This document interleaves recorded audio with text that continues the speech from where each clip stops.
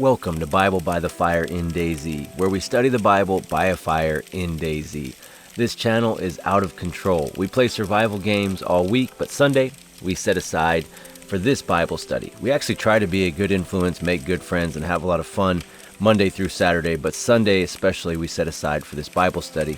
And I hope it finds you well and adds value to your life. I usually start off with a story. Today is no exception. I got a few scriptures for you. But in honor of my pal Bartlett, if you've been following my channel, you know that my DAYZ One Life series, I named that survivor Bartlett after my buddy, Bartlett. He lives in Idaho now, but once upon a time when he was younger and his kids were little, he lived in Northern California, a very rural area in Northern California. And it was Easter Sunday. He had been going through quite a bit lately in his life. He was in law enforcement. At this point in his life, he worked for the fire department. But it was Easter Sunday, and got home from church, and his kids were roughhousing and bouncing around, being crazy like little boys are. And one of them went running full speed, jumped, and smacked his head right on a recliner. I know it doesn't sound all that dramatic, but he appeared to be concussed, had signs that this guy needs to go to the hospital. So in a frenzy, swooped up his son, put him in the truck, started driving towards the hospital, and as he's driving, he's getting kind of angry. His fear for his son and his pain knowing that his son's head was hurting and his son was crying turned into anger towards God. Because like I said, it wasn't just this event. He felt like he'd been going through a lot of things in his life up to this point, and this was sort of the straw that was about to break the camel's back. And he's doing the, why, God, are you serious? On all days, on Easter, God? Seriously? Right now, this had to happen right now, God. And he's just getting angry at God as he was driving quickly down the highway. Just two-lane highway, barbed wire on each side, farms after farm after farm. And he finally got there, got to the hospital, got his son all checked out. Everything checked out. He's going to be good. He's going to be fine. The emotions had settled over those few hours during the drive and the wait and seeing the doctor and hearing the good news that your boy's going to be fine. But by now it is nighttime and he's starting the drive home. It's pitch dark outside. It's cold outside and got quite a bit of mileage to cover. Mileage out through nowhere and no cell phone reception or anything like that at this time in this place. And as he was driving back, he noticed something a little bit off. His headlights caught just a breakage in the barbed wire fence that was on the side of this highway. Barbed wire for, herds and animals and things like that. And he just noticed, he's a very observant guy. I mean, he's in law enforcement and a firefighter, and he was Army. I mean, Bartlett's just a superstar. You got to watch his series on DAYZ. I named a guy after him. It's a whole lot of fun. I actually put a real-life picture of me and Bartlett on it. But his observation skills, something's not right. He slowed down. He kind of observed this break in the barbed wire fence. And then as he kind of pulled over to kind of investigate a little bit more, he could see a little glowing light down the hill. And it was a tail light. And someone had gone off the road and crashed. And so he put the car in park, made sure his son was okay. He got out, went past that break in the barbed wire fence, went down the hill in this pitch dark night. It was cold out. And he saw a motorcycle.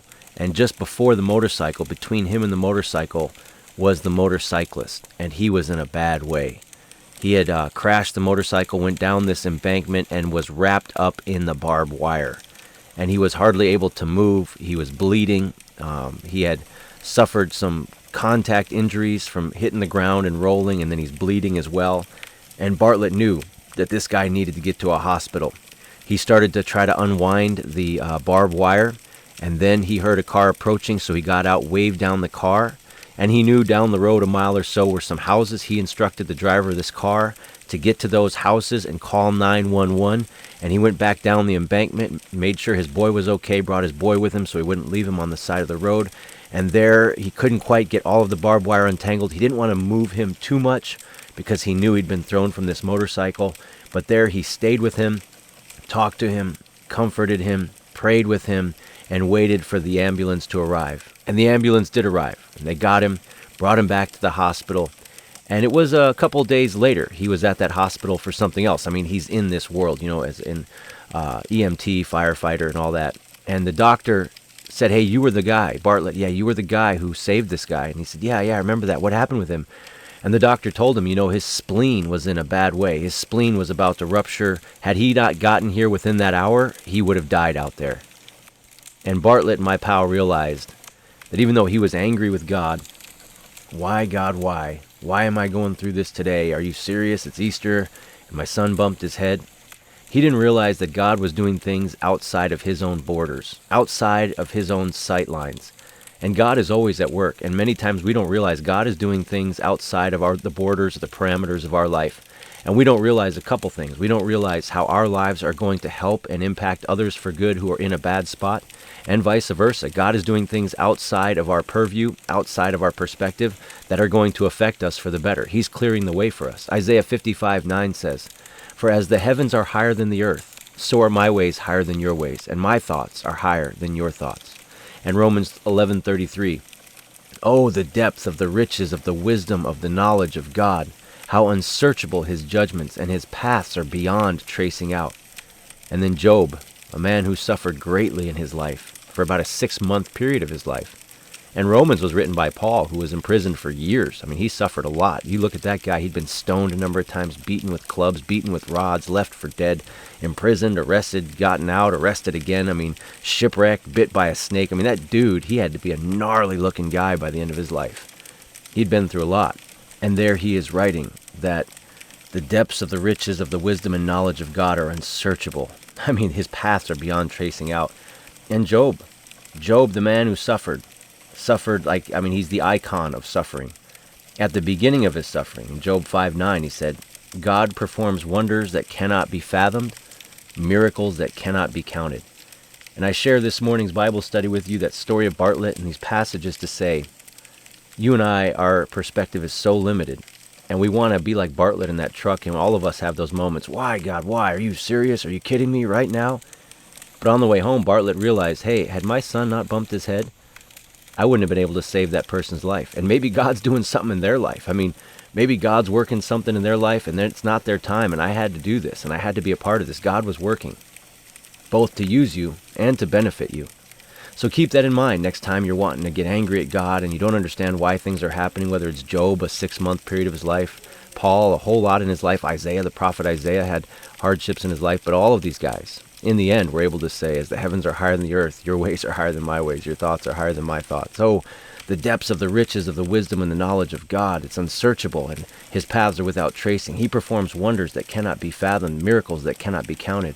Not to mention Romans 8:28, for God works all things together for good to those who love him and are called according to his purpose. He's going to work all things together for your good, for his glory, if you love him and you're called according to his purpose. So I'd encourage you, be living out the purposes of God in your life. Trust the plans of God in your life and recognize that he's doing things outside of your understanding, outside of the borders of your life, so to speak, outside of your walls where you can't see, but then those moments are going to come when you're going to see it. Malachi chapter 1, they're saying, God, how have you loved us? And he said, look, I've been doing things outside of your borders, and one day you're going to see what I've been doing outside of your walls, and you're all going to turn and you're going to give me praise. You're going to give me glory because you're going to see all the good things that I was doing. So I want to encourage you with that word today. Keep doing the good. Keep trusting God. If you're a little bit down and out and saying, why, God, why? Say, Lord, I'm going to change that perspective, and today I'm going to start saying, use this. Lord, use this bump of my kid's head, this trip to the hospital. Lord, use these hardships in my life to turn and give me a testimony of glory. Use them to save somebody's life. Use them to save somebody's soul. Use them to bless and encourage someone today. And there's no greater blessing than being a blessing. So that's our study for today. We're going to have another one next week. There's a whole backlog of these on your screen right now. I'd encourage you to check them out. So until next time, keep carrying the fire.